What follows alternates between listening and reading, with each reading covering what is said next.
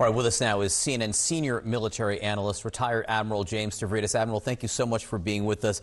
Based on what you're hearing and seeing yourself this morning, how degraded is Iran's military power, both in terms of power and personnel?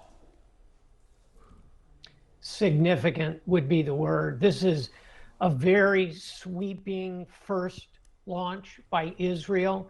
And you really have to admire the tradecraft here. It kind of reminds me of what we saw the Ukrainians doing a couple weeks ago, John, as we discussed Operation Spiderweb. This is Israel with deep penetration into a huge country. Iran is 2.5 times the size of Texas. Look at all those potential targets you're showing on the screen a moment ago. And this is kind of full spectrum. And as we are hearing, it's only the beginning. So I'd look for 5 to 7 days. And that, to your question, I think will knock the Iranian military back 50% in its capability overall. That's quite significant. So a 50% reduction in capability. How would they be able to respond then, if at all? Here's a word for you: asymmetrically, meaning rather than launching jets to do a mirror of the strikes they're experiencing, they'll use different means. As discussed a moment ago, they still have thousands of ballistic missiles that can reach out and hit Israel. A launch of 500 of those simultaneously potentially could overwhelm Israeli defense facilities. They could use cyber.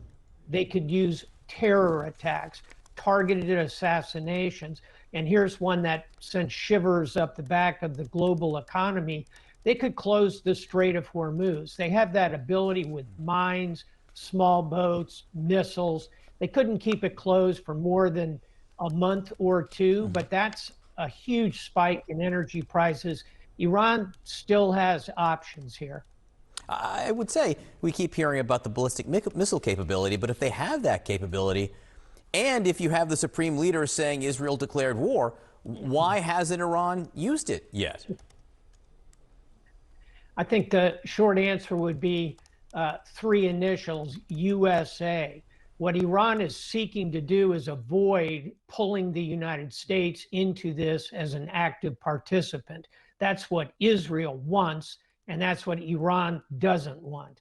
And yes, the Israelis can do a lot of damage to the broad military-industrial complex, but there are still many deeply buried, hardened targets, particularly their nuclear facilities, that can only be truly destroyed by the U.S. using strategic bombers, our big bunker buster bombers.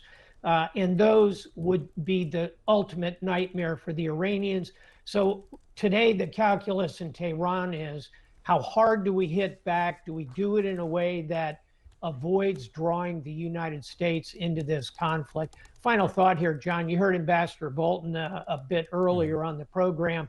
There are a lot of voices today saying, U.S., jump in there right now. I don't think so. I think there is still an opportunity to de-escalate and get back to the negotiating table. That's clearly what the Trump administration really wants, but it's going to require some artful diplomacy and some restraint to get us back to that track. Admiral, how does Israel keep doing this? Between the beepers that exploded and killed Hezbollah officials, to smuggling over into Iran some explosive capabilities, and Mossad released video of it overnight. How do they keep pulling this off? Targeting military commanders, the head of the Revolutionary Guard. How do they get these people?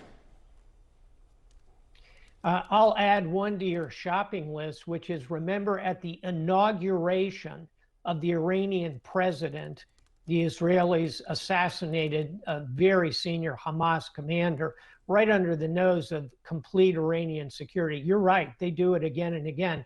It's a combination of 3 things. One is motivation. If you're a small nation of 7 million or so, maybe 10 million, and you're surrounded by potential adversaries, you get very motivated to get very good at your security. Number 2 is technology. It's kind of the David and Goliath theory here. Israelis know their Bible pretty well. They know they're always going to be smaller, therefore they have to use technology. Think David and his sling. And then thirdly, and perhaps most importantly, it's motivation. They look at the long history of strikes and attacks against Israel, the Holocaust itself in Europe. There's very much a never again philosophy in Israel that I have admired over the years. When you put those three things together, they are quite formidable. Admiral James Stavridis, thank you so much for being with us this morning and helping us assess what has happened overnight. Appreciate it.